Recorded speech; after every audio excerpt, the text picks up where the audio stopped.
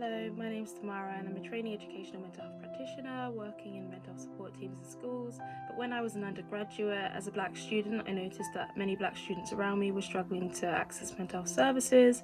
And as someone who had worked in mental health services, I also noticed I didn't see many Black people or people that looked like me accessing services either.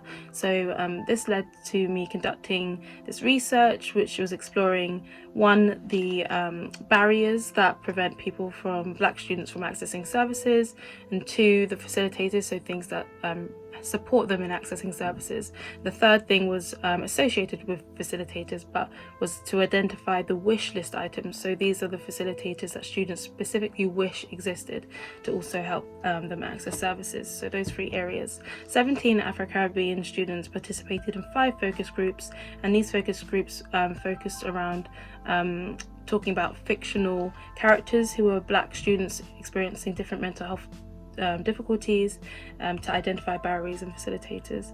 The results identified 15 barriers, 11 facilitators, and 5 wishlist items. And the barriers and facilitators were broken down into psychological, sociocultural, and structural factors, so those 3 areas. Of the barriers, the most common amongst every group, and just most common barrier generally, was a structural one, which was around the perception that accessing a service would actually lead to a negative result, such as being medicated, being sectioned, or being diagnosed with something that isn't curable, is what was said. In terms of the facilitators, it was really interesting was that of the 11, 7 were structural facilitators, meaning that potentially perhaps services should focus on the health policies and making changes in that to move into kind of structural change, as opposed to the current emphasis placed on changing perceptions. And of the structural changes, there were things like increasing the cultural sensitivity within services, and increasing cultural awareness, diversity, and increasing diversity within the advertisement around mental health as well. I'll join the wishlist items with more broader implications.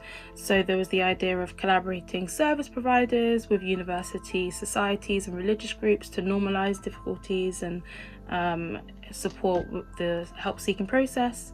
Also, there was kind of targeting service providers towards younger generations, so Black students at school using more modern means such as social media or high-profile Black figures to dispel any stigmas that might exist or prevent stigmas from developing later on in life and support early intervention. Future research could also be conducted similar to this one, but conducted with students across a variety of university locations, from rural to Russell Group to ethnically diverse locations, to provide a more holistic perspective on the different stresses that could reinforce barriers.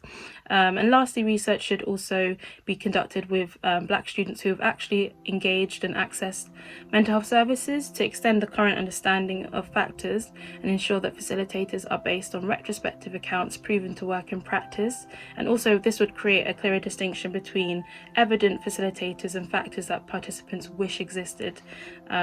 So the current research and hopefully new research will create the potential to one day have equity of healthcare access for this demographic, and also amplify the seldom heard voices within the Afro-Caribbean student population.